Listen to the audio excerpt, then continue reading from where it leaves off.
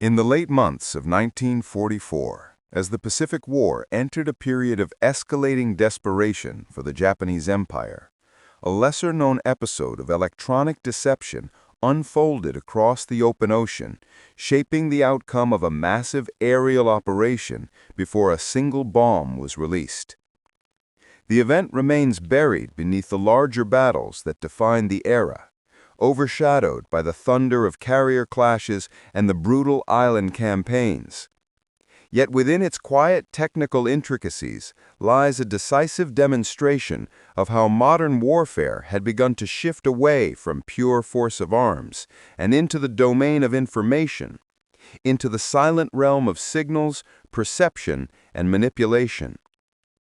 This story begins on a humid night when visibility dissolved into darkness, the sea lay calm beneath a veiled moon, and a formation of over 100 Japanese aircraft assembled for what was intended to be a decisive blow against the advancing American fleet. The operation had been planned with urgency, fueled by dwindling resources, diminishing morale, and the hope that a well-timed strike might slow or even momentarily halt the relentless American march across the Central Pacific. The Japanese High Command believed that with precise coordination and the element of surprise, they could inflict catastrophic losses on American carriers. But the success of the raid required perfect timing, tight formation, synchronized altitude changes, and accurate long-range navigation, factors perilously vulnerable to even the smallest distortion. What the attackers did not know was that the Americans, through a blend of observation, ingenuity, and perhaps a measure of luck, had discovered a way to subtly distort the electronic signals the Japanese relied upon. The method was not a product of large laboratories or advanced theoretical research. It emerged instead from field operators who understood the behavior of their equipment intimately and created an exploitable weakness. And so, as the aircraft lifted off from distant island runways, American technicians aboard a small destroyer squadron were preparing to execute a quiet, nearly invisible maneuver that would unravel the coherence of the approaching strike.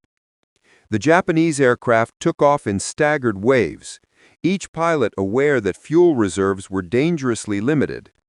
The Empire's aviation fuel production had fallen sharply under the relentless pressure of submarine blockades and the destruction of synthetic plants. Every flight, particularly those extending far beyond the defensive perimeter, represented a gamble. But the commanders believed that the stakes justified the risk. A large-scale, well-coordinated air assault might disable several American carriers. Such a blow, even if only temporary, could provide the breathing room Japan desperately needed. As the formation assembled at altitude, the pilots were aware of the darkness below them, the absence of moonlight painting the ocean in indistinguishable shades of black. Without reliable long-range radar of their own, the aviators depended heavily on signal strength patterns from American emissions. Their instruments were rudimentary by contemporary standards, often prone to noise, drift, and miscalibration.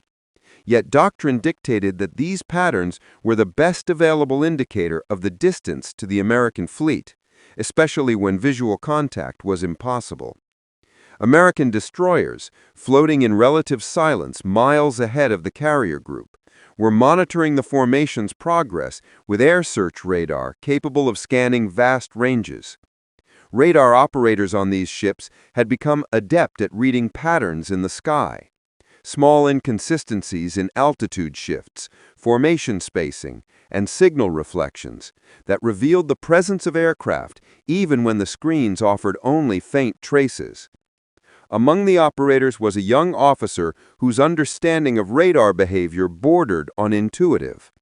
He had spent long nights observing the way radar pulses interacted with atmospheric layers, how humidity and thermal gradients distorted the returns, and how minor shifts in the timing of pulses could create illusions on the receiving end. It was this officer who first noted that Japanese aircraft, during previous encounters, had shown a predictable reaction to specific radar intensities. Their approach timing, altitude transitions, and attack posture all seemed to follow a consistent pattern once their instruments registered the American radar signature. More importantly, he realized that their approach calculations appeared to assume stable radar emissions. They did not seem to compensate for fluctuations, nor did they treat unexpected variations as signs of manipulation. This observation formed the basis of a proposal. If the Americans introduced carefully controlled distortions into the radar output, the Japanese might interpret these changes as distance variations. Even slight miscalculations could cause the large formation to break cohesion. In aerial warfare, timing is as critical as firepower. A perfectly coordinated attack requires that every bomber, every escort fighter, and every dive team reach the target simultaneously. If the attackers arrive at different times or altitudes, defenses can concentrate fire, fighters can isolate targets, and the overall impact diminishes dramatically. The destroyer squadron commander was initially skeptical. Radar was a tool of detection, not deception. But the proposal required nothing overt, only minor manipulations of frequency behavior that remained within the tolerances of the equipment. More importantly, the risks were low. If the attempt failed, the radar could simply be returned to normal operation. After a brief but tense discussion, permission was granted. The technicians prepared to alter the radar profile. They adjusted the power output to produce slightly inconsistent amplitude patterns. They introduced intermittent short-duration pulses spaced irregularly, mimicking reflections from false positions. They allowed the frequency to drift slightly, not enough to affect American interpretation, but enough to confuse the receiving equipment used by Japanese navigators. Then they waited. Meanwhile, the formation pressed onward, unaware that the invisible path they were following had begun to shift beneath them. The pilots maintained radio discipline, communicating only when necessary. Their instruments flickered with the characteristic signature of the American radar, an electronic heartbeat pulsing through the static of the Pacific night. They interpreted the changes as distance cues, unaware that each adjustment nudged their calculations slightly off course. As the formation crossed the first 100 miles, discrepancies began to emerge. The leading squadron believed the American fleet was farther south than expected. Another group interpreted the pulse fluctuations as evidence that the fleet had turned northwest. A third group received intermittent signals that suggested multiple American elements dispersing. Although the pilots did not realize it, these false impressions were the direct result of the American radar trick. The formation's tight cohesion began to loosen. Small errors accumulated into larger distortions. Fuel burn rates shifted unexpectedly as squadrons adjusted their headings.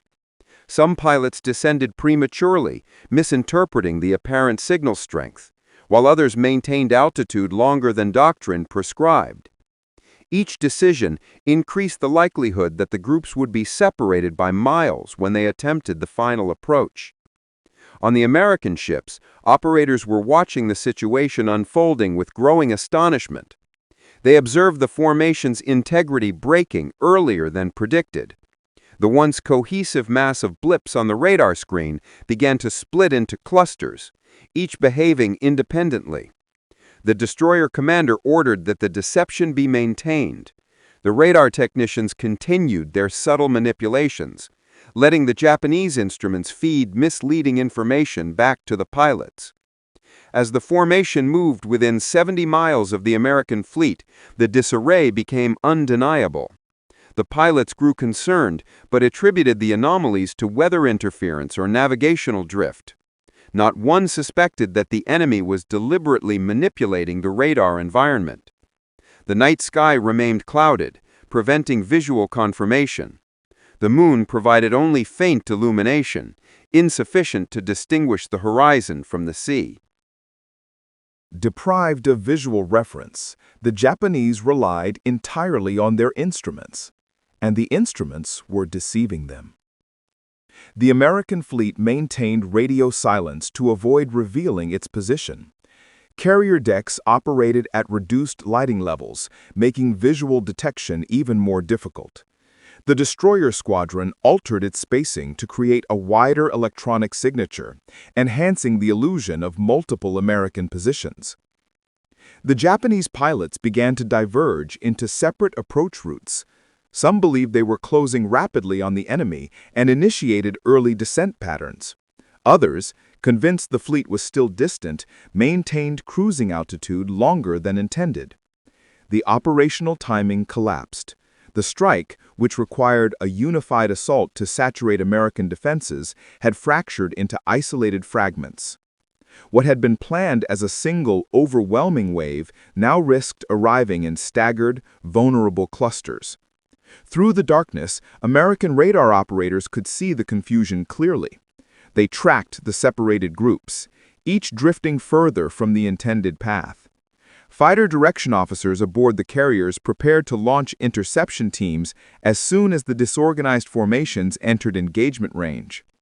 The Americans understood the significance of what was happening. They were witnessing the collapse of a major enemy strike before it had even reached their defensive perimeter.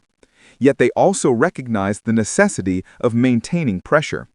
If they allowed the attackers to regroup, the opportunity presented by the deception might be squandered.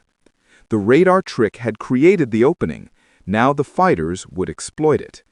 But for now, out in the darkness, the Japanese pilots continued to press forward, unaware that the battle was already slipping from their control.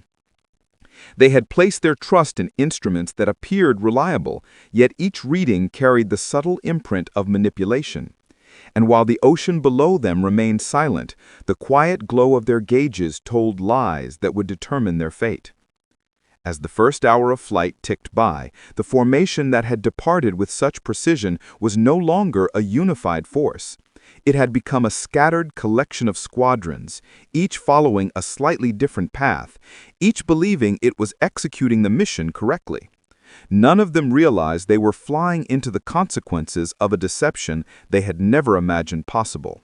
And this was only the beginning of the unraveling that awaited them. As the scattered segments of the Japanese strike continued to push deeper into the expanse of night sky, the cultural discipline that had long defined the Imperial Japanese Navy's aviators began to clash with the uncertainty spreading quietly among the pilots. They were trained to maintain formation, to trust their leaders, and to embrace the possibility of never returning. Yet even the most committed warrior cannot ignore the subtle unease that arises when instruments behave unpredictably and the expected visual cues refuse to emerge from the darkness. Pilots began to glance more frequently at their fuel gauges, aware that the further they drifted from the intended path, the slimmer their margin for error became. The Pacific had already claimed thousands of aviators whose missions ended not in combat, but in the quiet spiral of an empty fuel tank above an indifferent ocean. They knew this fate well, and no pilot wished to vanish without having at least glimpsed the enemy. Meanwhile, aboard the American destroyers, the radar operators were tightening their focus.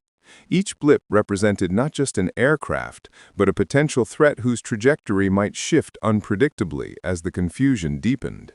They recorded the bearing, altitude signatures, and speed of each cluster, passing the data quietly to command officers who coordinated with the carrier group without breaking the precious radio silence that shielded the fleet. A lieutenant observed that the fragmented squadrons were beginning to overlap in ways that made Japanese mid-air collisions increasingly likely. This alone was proof that their deception was working. Japanese doctrine emphasized strict vertical and horizontal spacing at night, spacing that relied heavily on timing and signal estimation. Now, deprived of reliable cues, the squadrons were sliding together at odd angles. One Japanese pilot, flying in a mid-column formation, saw the silhouette of another aircraft pass dangerously close beneath him, a dark shape emerging suddenly from the clouds, then disappearing with alarming speed. He steadied his controls, trying to maintain the assigned altitude, but the uncertainty gnawed at him. Something was wrong, and the pilots knew it, even if they lacked the context to understand its cause. Still, they pressed onward. Turning back without visual contact was unthinkable. Fuel, doctrine, and honor all pushed them forward. Each cluster believed the others were maintaining the correct course. The illusion of cohesion persisted even as the reality dissolved. On board the American carriers, flight deck crews prepared for what was now clearly not a single coordinated enemy strike, but a series of fractured incursions.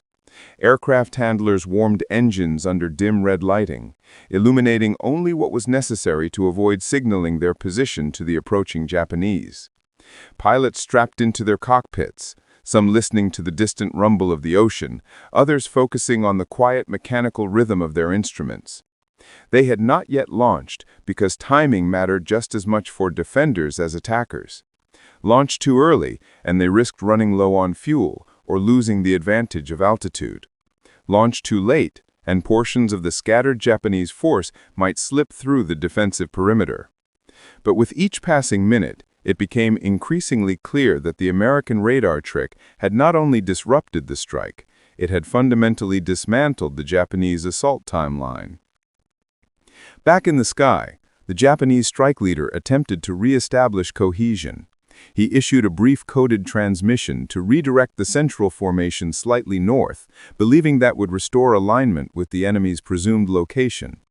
But his voice, heard only by a subset of the aircraft, had no effect on the squadrons already drifting dozens of miles away. The radios of several groups had been set to alternate channels to reduce the risk of intercept, preventing them from receiving the call. Others were simply out of range due to the expanding separation caused by radar misinterpretation. To the leader, the mission still appeared salvageable, but to those farther afield, the attack had become a solitary journey into an increasingly uncertain night. American radar operators noticed the attempted regrouping maneuver immediately. The central cluster showed a slight course correction, but the outlying squadrons, now significantly dispersed, made no corresponding adjustments. This increased fragmentation triggered a shift in American defense strategy. Instead of preparing for a single massive interception, fighter directors began dividing their response forces into separate contingents, each assigned to intercept one of the incoming fragments individually. If the Japanese formation melted into multiple smaller groups, American fighters could isolate and destroy them systematically. The value of the radar deception grew exponentially with each passing moment.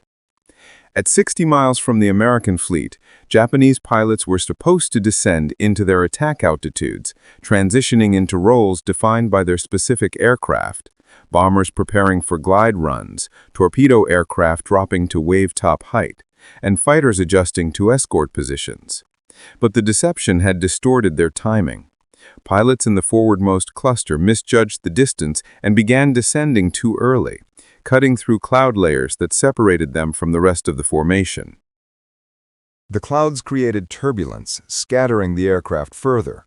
One pilot felt his plane buffet suddenly as it dropped into an unexpected downdraft. He adjusted his control surfaces instinctively, leveling out just as another aircraft slipped by his right wing, narrowly avoiding a fatal collision. The darkness amplified every moment of disorientation. Others remained too high for too long, believing the fleet was still beyond visual range. Their instruments told a consistent story, but a story rooted in manipulated data. The carefully choreographed descent pattern, essential for a synchronized attack, collapsed entirely. As altitude differentials grew, the formation ceased to function as a unified strike force. It became a layered, disjointed stream of aircraft flowing toward an enemy they could not yet see. Meanwhile, the American destroyers carefully modulated their radar signatures, maintaining the illusion of shifting positions. They coordinated adjustments to amplify the deception, timing pulse inconsistencies to create the impression of multiple mobile groups. The Japanese interpreted these subtleties as evidence of American evasive maneuvers. The sky became a maze of phantom signals. Each pilot believed he was responding rationally to the information presented to him. None realized that the information itself was a crafted illusion. Some Japanese aircraft began to veer sharply east, convinced the fleet was withdrawing. Others angled westward, interpreting the radar distortions as reflections from additional American ships. A few pilots, disoriented by the conflicting cues, chose to maintain their last known heading, trusting discipline over instrumentation. But even these pilots could not compensate for the divergent movements of the squadrons around them. The formation disintegrated further. American analysts on the carriers began to see an astonishing pattern. The Japanese were effectively dividing themselves into segments that would arrive at staggered intervals, separated by miles and minutes. This was precisely the opposite of what Japanese doctrine required. For the defenders, the implications were clear. A fragmented attack meant manageable engagements.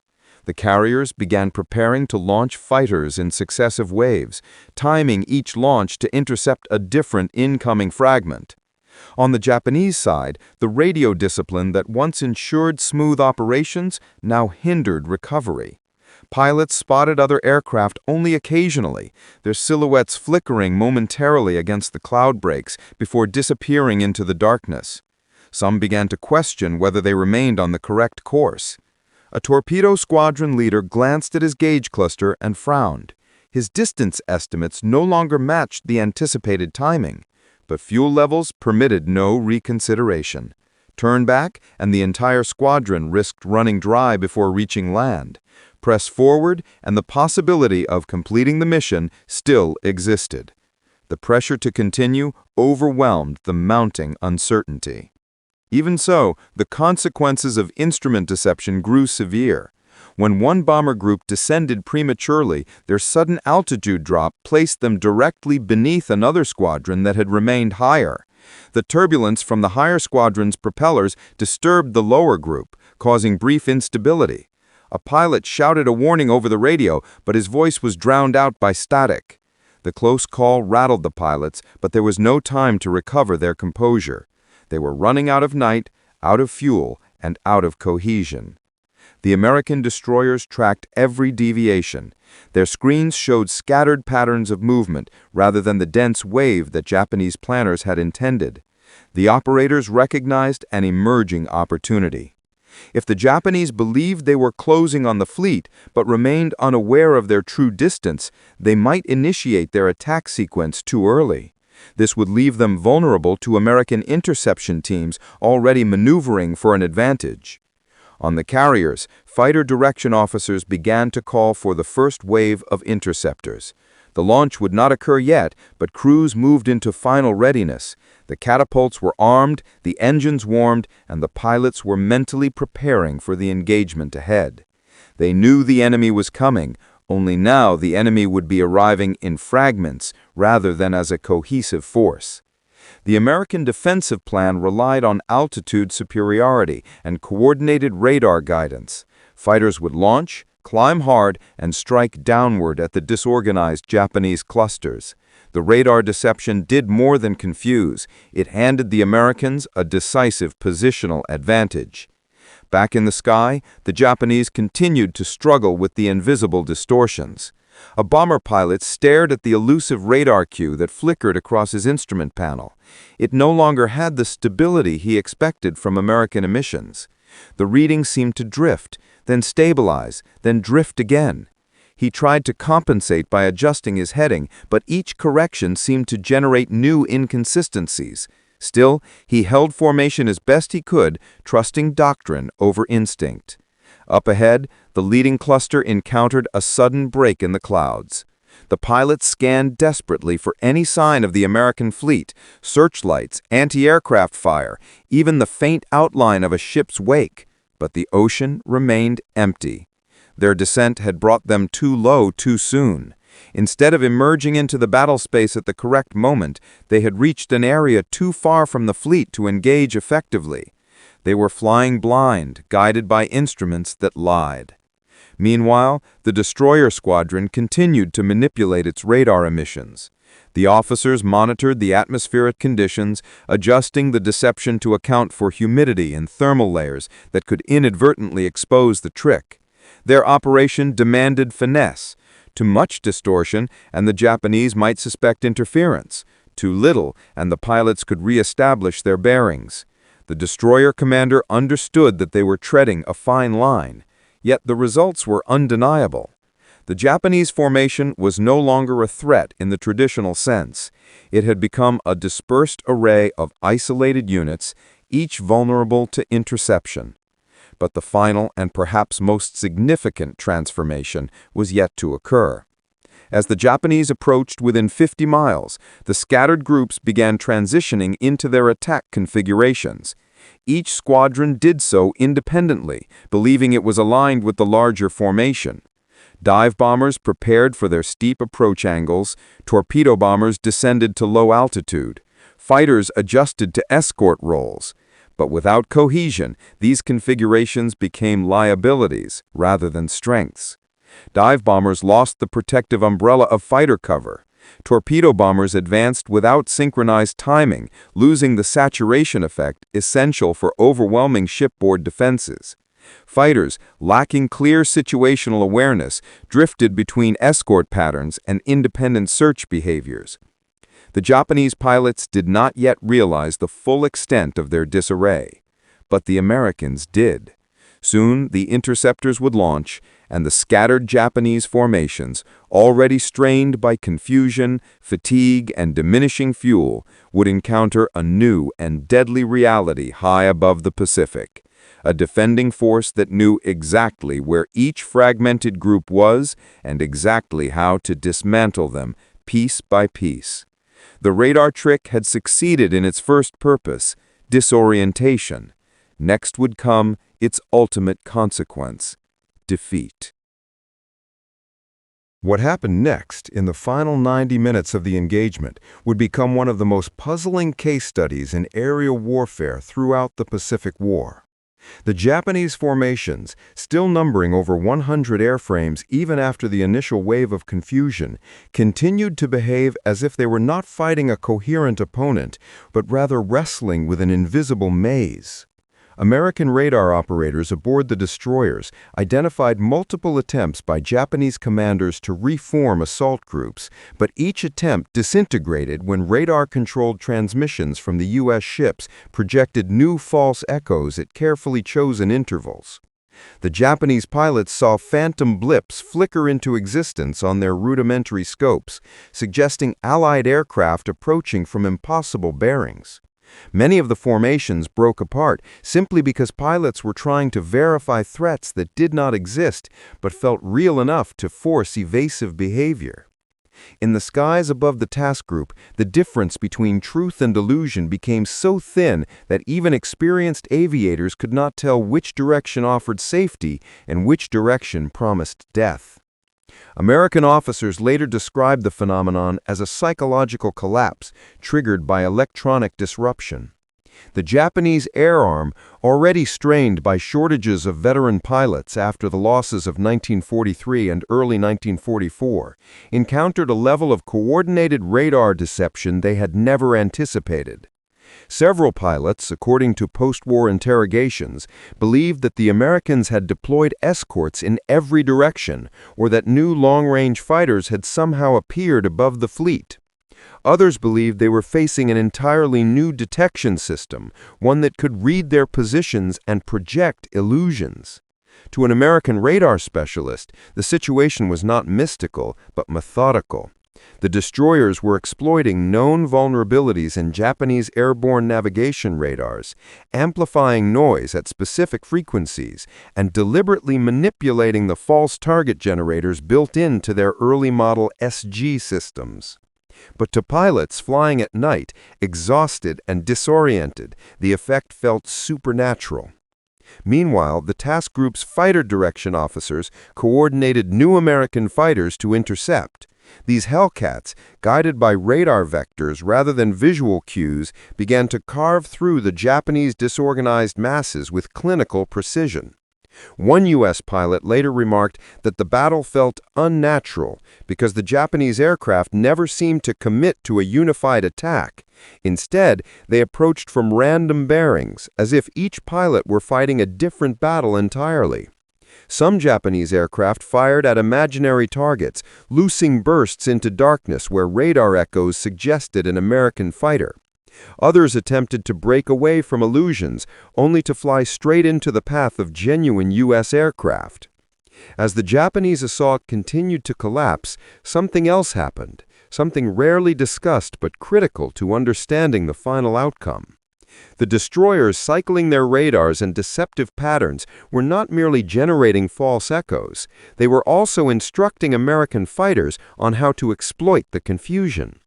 When the radar operators saw a Japanese group beginning to cohere into a potential attack vector, they would shift noise or false returns to fragment it, then guide U.S. fighters into the resulting pockets of isolated aircraft. The tactic was brutally efficient. Fragment the formation electronically, then destroy its pieces physically. The Japanese air arm, built on the principles of concentrated mass attack, was now fighting as scattered individuals, precisely the scenario their doctrine warned against above all else. By the time the Japanese commanders realized they had been lured into a radar trap, the battle had already slipped beyond recovery. Radios crackled with conflicting orders, some commanders insisting on retreat, others calling for renewed assault, and many pilots simply unable to determine where the American fleet actually was. Even when they found visual contact with American ships, their attacks came in broken, uncoordinated passes. Anti-aircraft gunners aboard the destroyers described the attacks as thin and hesitant, unlike the bold diving strikes they feared from veteran Japanese air units earlier in the war. The Japanese pilots, uncertain of what radar impression was real, often delayed their dives until too late, allowing American gunners to fire with deadly accuracy. At 0150, a Japanese commander attempted a last-ditch rally. He ordered all remaining aircraft to regroup based on visual flares and abandon radar navigation entirely. But the effort came too late. The destroyers shifted to a different radar deception pattern that made the Japanese believe new American reinforcements were arriving from the north. Several pilots broke toward this phantom threat, scattering once more. Radar logs from the U.S. task group record that the Japanese formations simply dissolved as they tried to navigate by visual markers alone, losing cohesion in the darkness. The American radar trick had turned the night sky into a psychological battlefield. The destroyers were no longer merely defending the fleet, they were dictating the cognitive environment in which the enemy operated. For the first time in the Pacific War, an entire wave of Japanese aircraft had been neutralized not through overwhelming firepower, but through the systematic collapse of their perception. When the Japanese command finally signaled withdrawal at 0235, less than one-third of the aircraft that began the sortie still maintained coherent flight paths. Many would never return to their carriers. Radar logs from the U.S. task group tracked several Japanese planes flying in increasingly erratic loops, disoriented by residual noise patterns, running out of fuel and crashing into the ocean. A few pilots, lost and unable to find their carrier decks, attempted emergency landings on islands hundreds of miles off course. The Imperial Navy never reconstructed how many aircraft were lost to American guns and how many were lost to deception-induced disorientation. But American analysts estimated that at least 1/4 of the losses came not from combat damage, but from navigational chaos. By dawn, the sea was quiet. The Japanese carriers, missing dozens of aircraft, attempted to regroup, but the blow was strategic, not merely tactical. They now understood that the Americans possessed a radar capability far beyond pre-war expectations, one that turned the Pacific night into an American domain. Japanese officers later admitted that they had trained for dogfights, dive-bombing runs, and carrier battles, but they had not trained to fight illusions. They had no countermeasure for an enemy who could project phantoms into their path, distort their perception, and fracture their formations without firing a shot. American destroyer crews, exhausted but exhilarated, recognized that they had participated in a turning point. They had weaponized radar in a way that transcended detection and ventured into manipulation. The tactic did not require new machinery. It required insight, understanding the limitations of Japanese instrumentation and exploiting it with precision timing and disciplined coordination. The destroyers had achieved something unprecedented, a victory built on information dominance rather than brute force. The Japanese High Command would spend months attempting to decode the failure, searching for an explanation that preserved the honor of their pilots. Some argued that weather phenomena distorted radar. Others insisted that the Americans had deployed a secret airborne radar squadron. A few speculated that their own radars malfunctioned. But none could admit the deeper truth. The Americans had gained not only technological superiority, but operational imagination.